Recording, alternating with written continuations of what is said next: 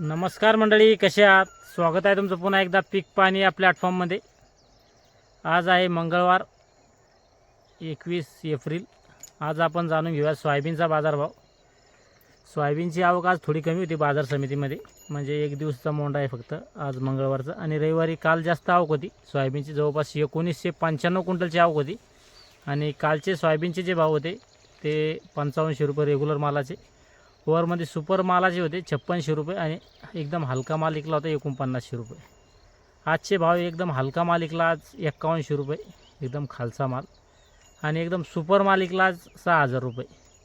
आणि जे रेग्युलर माल होते तो माल विकला आज 5550, म्हणजे कालच्यापेक्षा आज 50 रुपयानं पुन्हा भावात वाढ झाली.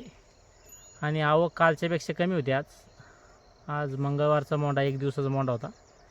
आज 1200 क्विंटलची आवक असेल. आणि कालची जी आवक होती 1995 क्विंटलची आवक होती, म्हणजे एक रविवारचा मोंडा बंद होता आणि सोमवारचा, म्हणजे 2 दिवसाची आवक होती.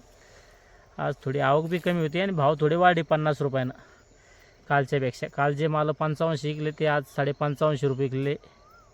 चालतं 2-3 शेतकरी बांधवाचे आपलं कमेंट आलं, त्या सोयाबीनचे भाव सांगा, त्यांच्यासाठी हा व्हिडिओ आहे.